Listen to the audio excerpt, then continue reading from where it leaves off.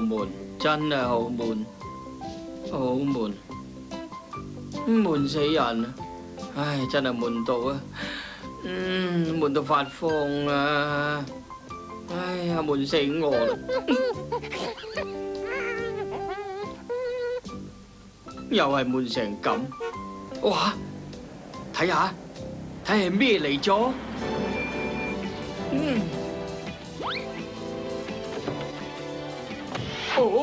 哇！多謝啊，多謝啊，多謝晒啊！我收翻以前講你1/3咁多嘅壞話。加菲啊，你唔使咁好口啦，乜見到個新碟型衛星天線咁興奮啊？碟型衛星天線啊，激死啊！仲以為係貓碟添。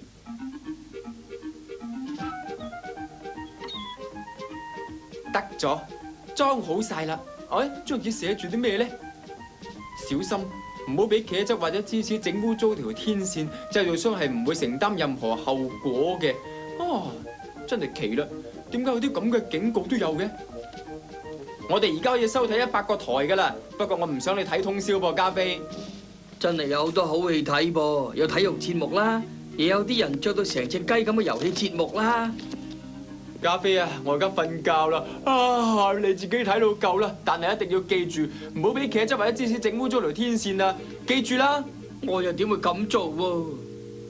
呢一本係電視節目嘅指南嚟嘅，我唔係嚇你啊，加菲。如果你不停咁樣睇電視咧，因住變咗做電視機啊！轉下電視台先，朱嘅拉丁新聞有夾子裝置書寫版嘅歷史紀錄片。嘿，邊個話電視台冇教育性啊？有美味微波寬條麵同埋電視機，人生仲有啲咩要求喎？係唔係啊，阿迪？哎呀，畫面咁嘅，梗係阿北裝得唔好啦。等我睇下條天線先。我想睇西部片呢，就要將天線向住德州啦。大家都睇到呢一隻叫加菲嘅肥貓係點？佢成世人都喺度瞓覺、食嘢、蝦啲小狗同埋郵差，食極都唔飽，連睇電視嘅汁都要撈埋。哎呀，我哋寬條麵！機緣巧合，佢冇理啲製造商嘅警告，倒咗啲芝士茄汁落天線嗰度。加菲跟住就發現自己入咗電視機裏面，唔好唔信啊！因為你而家已經進入咗闊條麵境界。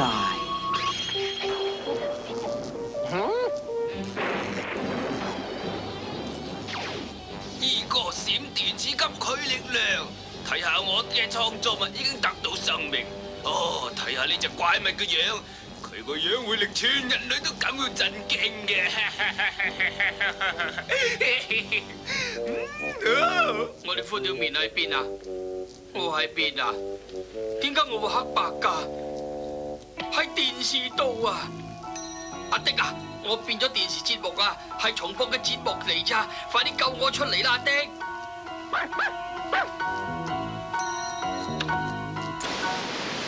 我而家另外一個台啊！我變咗有顏色啦！哎呀，咁都好過做恐怖片嘅。嗰3位欖球員衝緊過嚟啦！佢哋3個人夾埋咧有成2000幾磅咁重噶，但係智商咧就只有190，佢哋係歷史上最耐嘅觸地得分啊！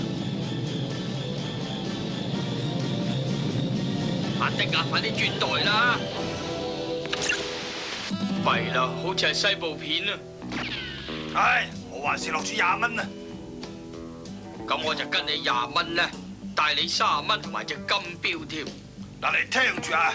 我跟埋你呢隻金錶，同埋帶你100萬。我跟你100萬，帶多你100萬，同埋一粒大鑽石。我跟你100萬，同埋粒大鑽石，另外再帶你1匹馬，睇到未？我跟你1匹馬，帶你個鋼琴。嗌愛華州大雲港市長。好啦，俾牌我睇下啦。你有老處女，我贏。可惡啊！你呢隻咁嘅肥貓咁抵死啊！阿迪啊，快啲轉台啦！呢個台唔係咁好就再轉啦。哇！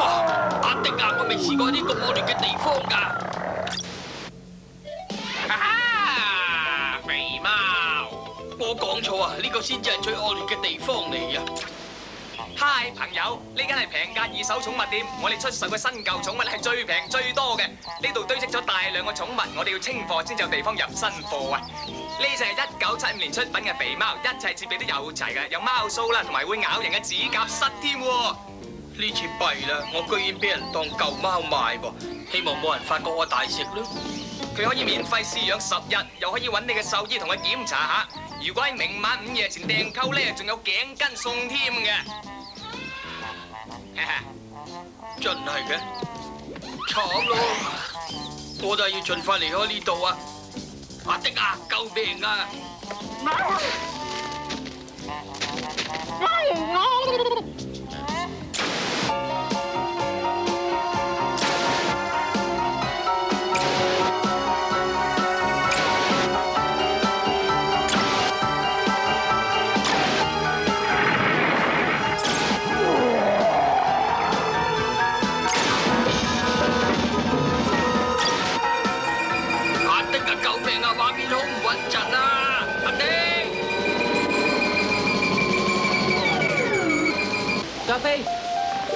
加菲啊，我都話你會睇通宵噶啦。我都話咗啊，你終有一日啊會變咗做電視噶啦，真係激死我！原來係發夢啊！好彩發夢啫嘛。我原來冇喺電視機裏邊，而阿迪咧又冇跌爛個遙控器。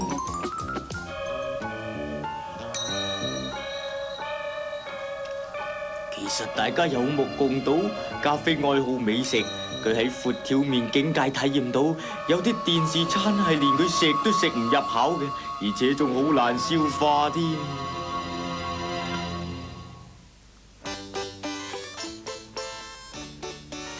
幻想咧，其實係一件好美妙嘅事嚟噶噃。嗱，只要集中精神清楚塔，就想變乜都得。乜都得。乜都得。嗱，例如拉賓數嘅塔咧。或者係一個雪糕筒啦，又或者係一支火箭，甚至係一乜？哇！哎呀，如果農夫知道咗咧，一定係會好嬲噶啦，弊咯。咁嘅幻想又幾特別喎。係啊。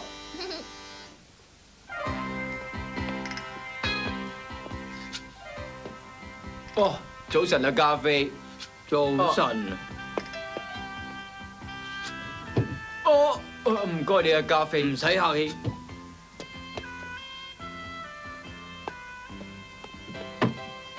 加菲，你真係無處不在，點解會咁樣㗎？魔術咧，神奇，真係好神奇。唔該晒你哋喎，唔使客氣。